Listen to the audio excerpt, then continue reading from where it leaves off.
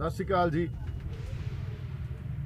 ਅਸੀਂ ਚੜ੍ਹਦੀ ਕਲਾ ਚ ਸਾਰੇ ਇੱਥੇ ਅੱਜ ਆਪਾਂ ਉਲਟ ਪਾਸਿਓਂ ਗੱਲ ਸ਼ੁਰੂ ਕਰਦੇ ਹਾਂ ਤੇ ਸੰਗਤ ਦਿਨ ਬ ਦਿਨ ਵੱਧਦੀ ਜਾ ਰਹੀ ਆ। ਦਿਨ ਬ ਦਿਨ ਇਹਨਾਂ ਦੇ ਡਰੋਨ ਜੇ ਬੜੇ ਇੱਥੇ ਆ ਕੇ ਉੱਤੇ ਤੁਰੇ ਫਿਰਦੇ ਆ। ਸੋ ਇਹ ਜਿਹੜਾ ਆਪਦੀ ਸੂਹ ਲੈ ਲੈਣ ਸਾਡੀ ਉਹ ਲਈ ਜਾਣ ਤੇ ਮੈਨੂੰ ਲੱਗਦਾ ਰੋਜ਼ ਹੀ ਘਬਰਾਉਂਦੇ ਹੋਣੇ ਆ ਵੀ ਇਹ ਤਾਂ ਯਾਰ ਦਿਨ ਬ ਦਿਨ ਵੱਧਦੇ ਜਾ ਰਹੇ ਆ।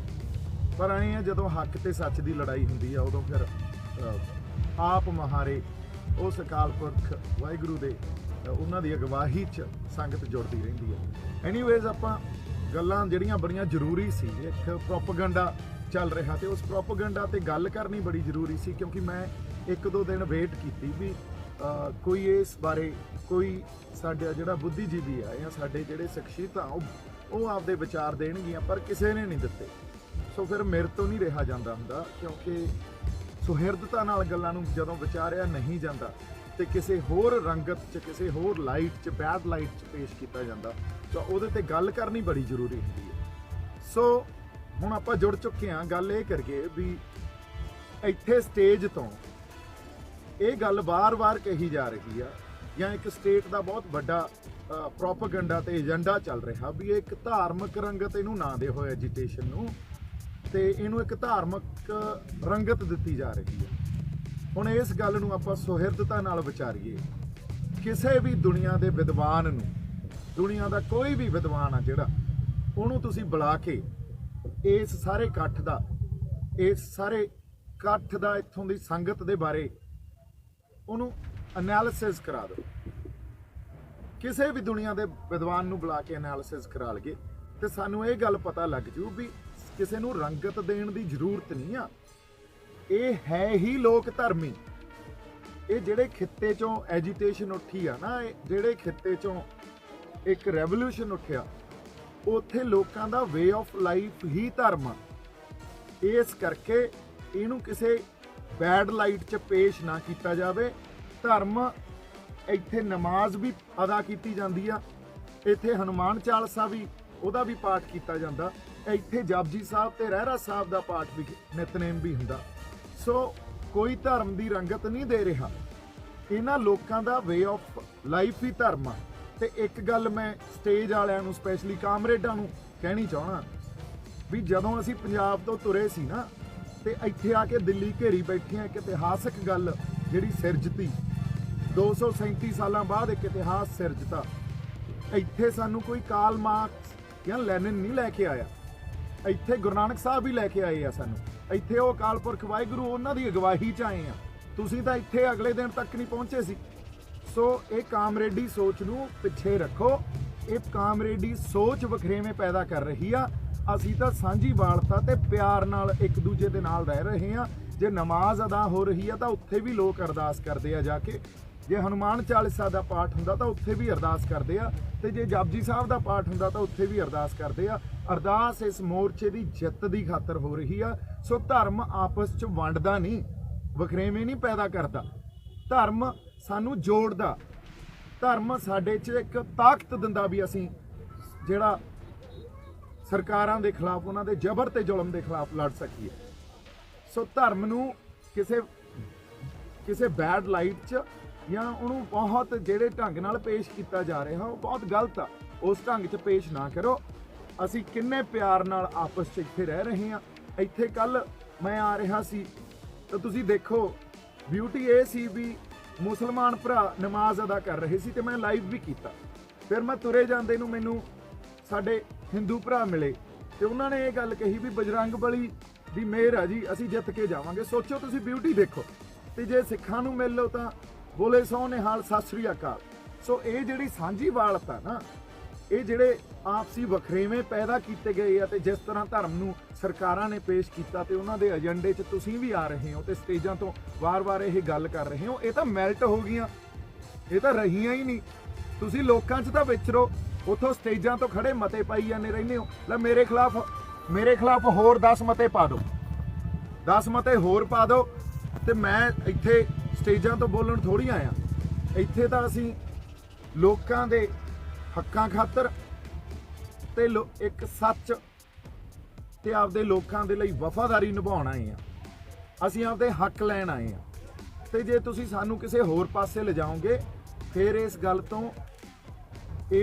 ਤੋਂ ਅਸੀਂ ਪਾਸੇ ਨਹੀਂ ਹਟ ਸਕਦੇ।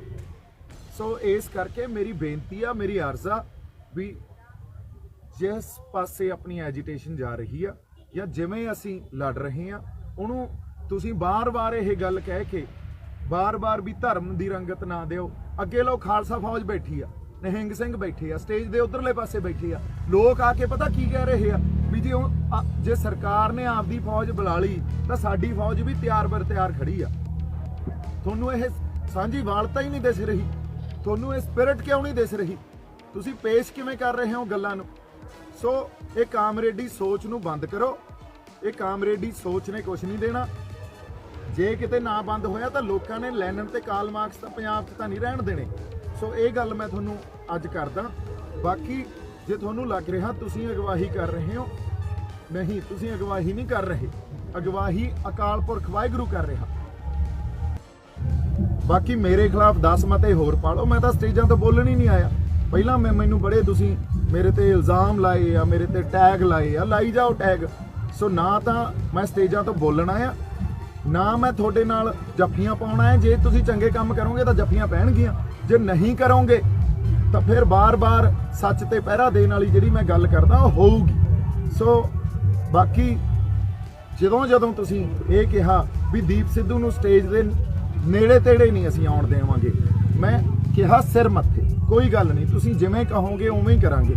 ਇਦੋਂ ਬਾਅਦ ਵੀ ਜਿਵੇਂ ਕਹੋਗੇ ਉਵੇਂ ਹੀ ਕਰਾਂਗੇ। ਪਰ ਜਦੋਂ ਤੱਕ ਤੁਸੀਂ ਸੱਚ ਤੇ ਹੱਕ ਤੇ ਪਹਿਰਾ ਦਿੰਦੇ ਰਹੇ, ਜਦੋਂ ਤੱਕ ਲੋਕਾਂ ਦੇ ਜਜ਼ਬਾਤਾਂ ਦੀ ਤਰਜਮਾਨੀ ਕਰਦੇ ਰਹੇ, ਤੇ ਜੇ ਕਿਤੇ ਲੋਕਾਂ ਦਾ ਨੁਕਸਾਨ ਹੋ ਗਿਆ ਤੁਹਾਡੀ ਅਗਵਾਈ 'ਚ, ਤਾਂ ਇਹਦੀ ਜ਼ਿੰਮੇਵਾਰੀ ਦਾ ਵੀ ਤੁਸੀਂ ਹਿਸਾਬ ਲਾ ਲਿਓ। ਹਜੇ ਬਥੇਰਾ ਕੁਝ ਹੋਣਾ, ਤੇ ਇਸ ਕਰਕੇ ਮੈਂ ਬੇਨਤੀ ਕਰ ਰਿਹਾ, ਅਰਦਾਸ ਕਰ ਰਿਹਾ ਵੀ ਅਸੀਂ ਬਹੁਤ ਪਿਆਰ ਨਾਲ ਤੇ ਸਾਂਝੀਵਾਲਤਾ ਨਾਲ ਇੱਕ ਦੂਜੇ ਦੇ ਨਾਲ ਰਹਿ ਰਹੇ ਹਾਂ। ਧਰਮ ਵੇ ਆਫ ਲਾਈਫ ਆ, ਧਰਮ ਜੋੜਦਾ, ਧਰਮ ਸਾਨੂੰ ਤਾਕਤ ਦਿੰਦਾ ਜ਼ਬਰ ਤੇ ਜ਼ੁਲਮ ਦੇ ਖਿਲਾਫ ਲੜਨ ਵਾਸਤੇ, ਮਜ਼ਲੂਮਾਂ ਦੇ ਹੱਕ 'ਚ ਖੜਨ ਖਾਤਰ। ਸੋ ਇੰਨੀਆਂ ਕੁ ਗੱਲਾਂ ਆਪਾਂ ਕਰਨੀਆਂ ਸੀ। ਬਾਕੀ ਜਿੱਥੇ ਹੁਣ ਆ ਕੇ ਐਜੀਟੇਸ਼ਨ ਜਾਂ ਇਹ ਸਾਰੀ ਆਪਣੀ ਜਿਹੜੀ ਮੂਵਮੈਂਟ ਖੜੀ ਆ, ਉੱਥੇ ਸਾਡੇ ਇੱਕ ਬੰਦੇ ਦਾ, ਇੱਥੇ ਜਿਹੜੀ ਸੰਗਤ ਆਈ ਆ, ਉਹਨਾਂ ਦਾ ਬਹੁਤ ਵੱਡੀ ਜ਼ਿੰਮੇਵਾਰੀ ਉਹਨਾਂ ਦੇ ਮੋਢਿਆਂ ਤੇ ਵੀ ਆ ਗਈ ਆ। ਅਸੀਂ ਬੜੇ ਸਹਿਜ ਨਾਲ, ਬੜੇ ਪਿਆਰ ਨਾਲ ਇਸ ਮੂਵਮੈਂਟ ਨੂੰ ਅੱਗੇ ਲੈ ਕੇ ਜਾਣਾ। ਅਸੀਂ ਕੋਈ ਵੀ ਮੌਕਾ ਨਹੀਂ ਦੇਣਾ ਸਰਕਾਰਾਂ ਨੂੰ ਤਾਂ ਕਿ ਉਹ ਸਾਡੇ ਤੇ ਕੋਈ ਐਕਸ਼ਨ ਲੈ ਸਕਣ। ਤੇ ਕਦੇ ਵੀ ਮੈਨੂੰ ਲੱਗਦਾ ਜਿਹੜੀ ਵੀ ਗਾਂਹ ਰਣਨੀਤੀ ਜਾਂ ਸੇਧ ਹੋਣੀ ਚਾਹੀਦੀ ਹੈ ਸਾਡੀ, ਉਹ ਸੋਚ ਵਿਚਾਰ ਕੇ, ਬ੍ਰੇਨਸਟਾਰਮ ਕਰਕੇ, ਉਦੋਂ ਬਾਅਦ ਹੀ ਇੱਕ ਟੀਮ ਵਰਕ ਤੋਂ ਬਾਅਦ ਜਦੋਂ ਹੋਵੇ, ਉਦੋਂ ਬਾਅਦ ਅਸੀਂ ਅਗਲੀ ਆਪਦੀ ਰਣਨੀਤੀ ਮਿੱਥੀਏ। ਤੇ ਮੈਨੂੰ ਇਹ ਵੀ ਪਤਾ ਲੱਗਿਆ ਹੁਣੇ ਵੀ ਇੱਕ ਐਮਰਜੈਂਸੀ ਮੀਟਿੰਗ ਕਾਲ ਹੋਈ ਆ। ਸੋ ਪ੍ਰਮਾਤਮਾ ਸੱਚੇ ਪਾਤਸ਼ਾਹ ਤੁਹਾਨੂੰ ਤਾਕਤ ਦੇਵੇ, ਲੋਕਾਂ ਦੇ ਜਜ਼ਬਾਤਾਂ ਦੀ ਤਰਜਮਾਨੀ ਤੁਸੀਂ ਕਰਦੇ ਰਹੋ, ਉਹਦੇ ਤੇ ਪਹਿਰਾ ਦਿੰਦੇ ਰਹੋ। ਜਿਵੇਂ ਮੈਂ ਕਿਹਾ, ਅਗਵਾਈ ਤਾਂ ਉਸ ਅਕਾਲ ਪੁਰਖ ਵਾਹਿਗੁਰੂ ਦੀ ਆ। ਨਹੀਂ, ਐਡੀ ਵੱਡੀ ਮੋਬਿਲਾਈਜੇਸ਼ਨ ਬਿਨਾਂ ਕਿਸੇ ਆਰਗੇਨਾਈਜ਼ਡ ਸਟਰਕਚਰ ਤੋਂ, ਜਿੰਨੇ ਰਿਸਪੌਂਸਿਬਿਲਿਟੀ ਸਾਡੇ ਲੋਕ ਦਿਖਾ ਰਹੇ ਆ, ਸਿਜਦਾ ਕਰਦਾ ਮੈਂ ਇਹਨਾਂ ਨੂੰ। ਜਿਵੇਂ ਰਾਤਾਂ ਨੂੰ ਪਹਿਰੇ ਲੱਗਦੇ ਆ, ਜਿਵੇਂ ਅਸੀਂ ਸਤਰਕ ਹਾਂ, ਜਿਵੇਂ ਅਸੀਂ ਜ਼ਿੰਮੇਵਾਰੀ ਸਮਝ ਕੇ ਇੱਕ ਦੂਜੇ ਦੇ ਨਾਲ ਵਿਚਰ ਰਹੇ ਹਾਂ।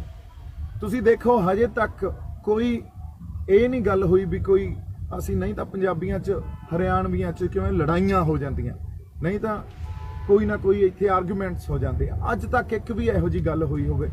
ਪਹਿਰੇਦਾਰੀ ਦੇਖੋ, ਸਾਡੇ ਮੁੰਡਿਆਂ ਦੀ ਜ਼ਿੰਮੇਵਾਰੀ ਦੇਖੋ, ਜਦੋਂ ਕੋਈ ਬਾਹਰਲਾ ਬੰਦਾ ਆਉਂਦਾ ਉਦੋਂ ਹੀ ਉਹਨੂੰ ਫੜ ਕੇ ਪੁਲਿਸ ਕੋਲੇ ਦੇ ਦਿੰਦੇ ਆ। ਤੁਸੀਂ ਇੱਥੋਂ ਪੁਲਿਸ ਵਾਲਿਆਂ ਤੋਂ ਪੁੱਛ ਲਓ ਕਿੰਨੇ ਪੀਸਫੁਲੀ ਤੇ ਕਿੰਨੇ ਸਿਵਲਾਈਜ਼ਡ ਮੈਨਰ 'ਚ ਅਸੀਂ ਇਸ ਪ੍ਰੋਟੈਸਟ ਨੂੰ ਅੱਗੇ ਵਧਾ ਰਹੇ ਹਾਂ। ਸੋ ਲੋਕਾਂ ਨੂੰ ਬਦਨਾਮ ਨਹੀਂ ਕਰਨਾ, ਲੋਕਾਂ ਨੂੰ ਤੁਸੀਂ ਸ਼ਾਬਾਸ਼ੀ ਦਿਓ, ਲੋਕਾਂ ਦੀ ਪਿੱਠ ਥਪਥਪਾਓ we are proud of you, ਜਿਵੇਂ ਤੁਸੀਂ ਇਸ ਐਜੀਟੇਸ਼ਨ ਨੂੰ ਲੈ ਕੇ ਜਾ ਰਹੇ ਹੋ। ਕਿਉਂਕਿ ਅਗਵਾਈ ਅਕਾਲ ਪੁਰਖ ਵਾਹਿਗੁਰੂ ਕਰ ਰਿਹਾ ਤੇ ਤਰਜਮਾਨੀ ਲੋਕਾਂ ਦੇ ਜਜ਼ਬਾਤਾਂ ਦੀ ਤੁਹਾਨੂੰ ਕਰਨੀ ਪੈ ਰਹੀ ਆ। ਇੰਨੀਆਂ ਕੁ ਗੱਲਾਂ ਮੈਂ ਕਰਨੀਆਂ ਸੀ। ਮੇਰੇ ਵੱਲੋਂ ਬਹੁਤ ਸਾਰਾ ਪਿਆਰ ਤੇ ਸਤਿਕਾਰ ਸਾਰਿਆਂ ਨੂੰ ਹੀ ਹਮੇਸ਼ਾ ਹੀ ਰਹੂਗਾ। ਤੁਹਾਡੀਆਂ ਕਹੀਆਂ ਗੱਲਾਂ ਸਿਰ ਮੱਥੇ, ਉੱਥੇ ਪਹਿਰਾ ਦਿੰਦੇ ਰਹਾਂਗੇ, ਉਦੋਂ ਤੱਕ ਦਿੰਦੇ ਰਹਾਂਗੇ ਜਦੋਂ ਤੱਕ ਤੁਸੀਂ ਹੱਕ ਤੇ ਸੱਚ ਤੇ ਖੜੇ ਹੋ। ਤੇ ਮੈਂ ਚਾਹੁੰਦਾ ਸੀ ਵੀ ਜਿਹੜੇ ਸਾਡੀਆਂ ਧਾਰਮਿਕ ਜਾਂ ਜਿਹੜੀਆਂ ਸਾਡੇ ਪੰਥਕ ਸ਼ਖਸੀਅਤਾਂ, ਉਹ ਵੀ ਇਸ ਬਾਰੇ ਗੱਲਾਂ ਕਰਨ, ਕਿਉਂਕਿ ਜਿਸ ਤਰ੍ਹਾਂ ਧਰਮ ਨੂੰ ਪੇਸ਼ ਕੀਤਾ ਜਾ ਰਿਹਾ ਤੇ ਜਿਹੜੀ ਕਾਮਰੇਡੀ ਸੋਚ 'ਚ ਪੇਸ਼ ਕੀਤਾ ਜਾ ਰਿਹਾ ਉਹ ਬਹੁਤ ਚੰਗੀ ਨਹੀਂ ਆ। ਵਖਰੇਵਾਂ ਤਾਂ ਉਹ ਪੈਦਾ ਕਰਦੇ ਆ, ਸੋ ਉਹ ਡਰਾ ਲੈਂਦੇ ਆ ਸਾਨੂੰ ਵੀ ਧਰਮ ਦੀ ਗੱਲ ਨਹੀਂ ਹੋਣੀ ਚਾਹੀਦੀ। ਪਰ ਇੱਥੇ ਉਹ ਧਰਮ ਹੀ ਲੈ ਕੇ ਆਇਆ, ਜਜ਼ਬਾ ਉਸ ਧਰਮ 'ਚੋਂ ਹੀ ਮਿਲਿਆ ਸਾਨੂੰ, ਇਹ ਤਾਕਤ ਵੀ ਉਸੇ ਧਰਮ 'ਚੋਂ ਮਿਲੀ ਹੈ। ਜਿਵੇਂ ਮੈਂ ਕਿਹਾ ਇੱਥੇ ਕਾਰਲ ਮਾਰਕਸ ਤੇ ਲੈਨਨ ਨਹੀਂ ਸਾਨੂੰ ਲੈ ਕੇ ਆਏ। ਸੋ ਪਿਆਰ ਤੇ ਸਤਿਕਾਰ, ਜਿਉਂਦੇ ਵਸਦੇ ਰਹੋ, ਖੁਸ਼ ਰਹੋ, ਆਬਾਦ ਰਹੋ।